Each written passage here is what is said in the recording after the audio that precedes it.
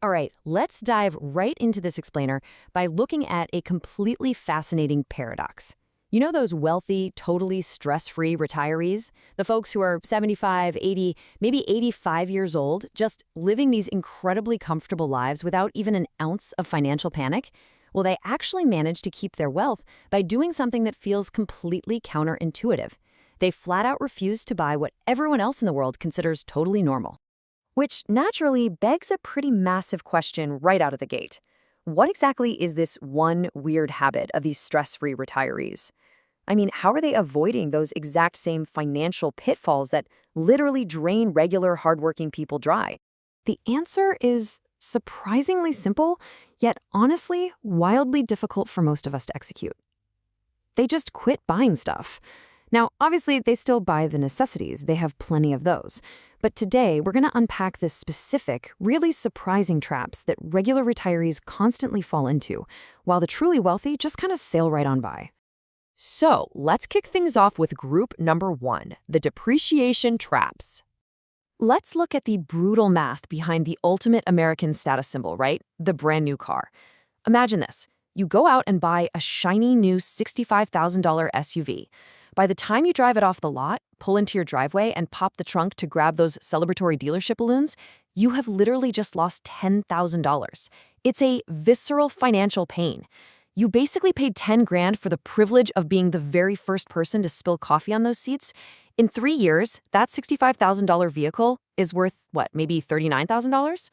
Wealthy retirees actively avoid this contagious disease of depreciation. Instead, they buy a 2- or 3-year-old certified pre-owned vehicle. It's got the exact same heated seats, but they let someone else eat that massive initial loss. And trendy home renovations? Oh man, that's another massive depreciation trap. The stark reality of an HGTV-inspired remodel goes something like this. You spend, say, $40,000 to $80,000 on a mid-range kitchen. You get the matte black fixtures, that highly specific trending quartz. But when you finally go to sell the house, you only recoup about 65% of that cost. You are instantly losing $15,000 to $25,000. Because, let's face it, in 5 years, your grandkids are going to walk in and jokingly tell you your kitchen looks so 2024. Wealthy retirees renovate for function or true structural improvement, like a leaking roof or ancient plumbing. They definitely do not renovate just because a TV host said farmhouse sinks are an absolute must-have this season.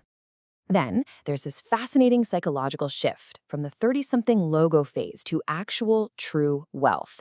You see, when people first start making decent money, there's this intense, almost burning desire to prove it to strangers. They buy the Gucci belts or the $400 Balenciaga hoodies, where the brand name is essentially just a giant billboard on their chest. But when they hit retirement and build real wealth, something flips in their brain. They realize they don't need to advertise anymore. They happily trade those flashy logos for anonymous, super high-quality tailoring. Think a perfectly fitted navy blazer that literally lasts 20 years. There is a wonderful comedic beat to this, honestly. It's the realization that when you're actually rich, you wear a plain white t-shirt from Costco, and nobody can tell if you're worth $10 or $10 million. And the secret? They absolutely do not care what strangers in a grocery store think of them. They know for a fact that the only people who are genuinely impressed by luxury status goods are typically the folks who can't actually afford them. All right, moving on to category number 2, hidden financial drainers. First up here, extended warranties and those completely absurd add-on insurances. Picture this. You're buying a refrigerator and the cashier looks at you with this deep, sudden concern and offers you a 5-year protection plan for $249.99. Listen, these extended warranties are pure profit for the stores. Most products either fail in the very first year, which the manufacturer covers for free anyway, or well after that fancy extended warranty expires. People buy insurance for everything now. A $200 hotel stay, cell phones.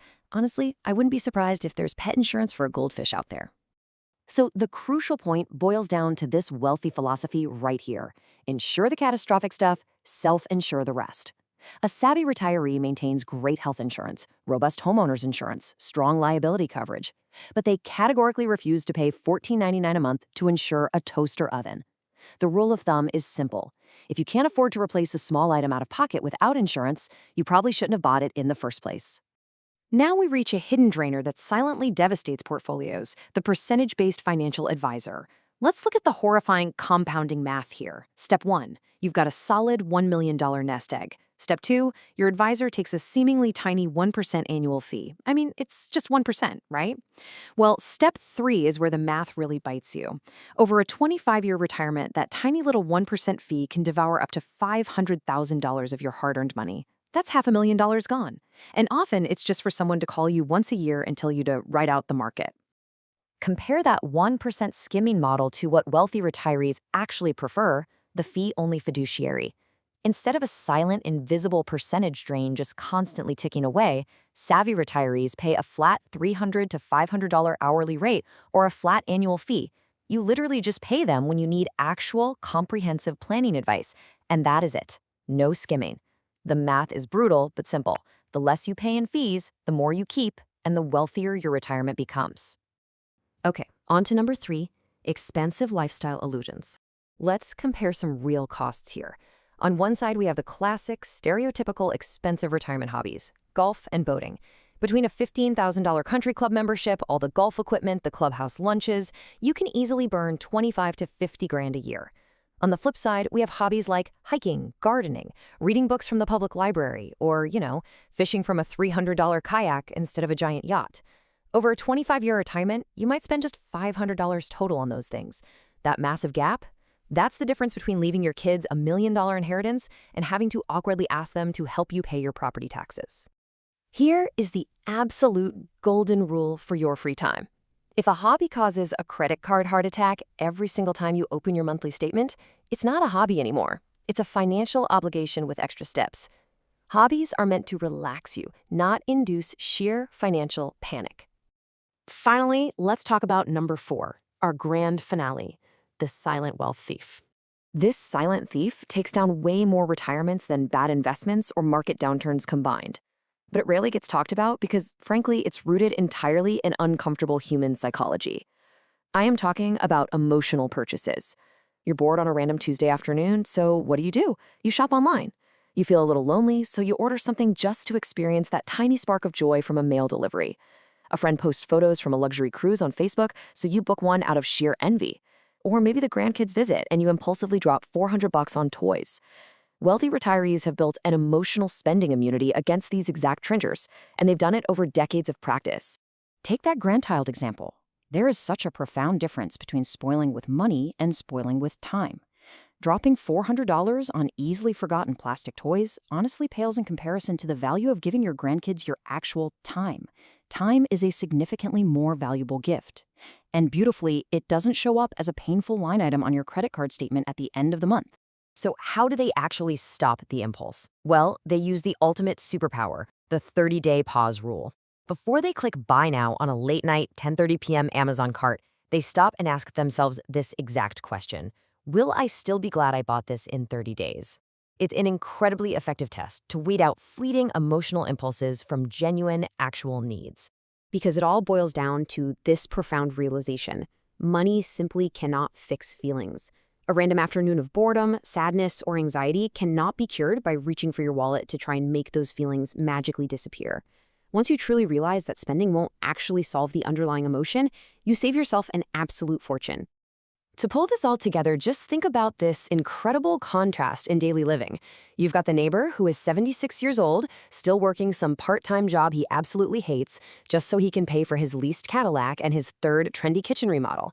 And right next door is the millionaire, completely stress-free, happily driving their 200,000-mile 2011 Camry to the grocery store because it still gets them there perfectly fine.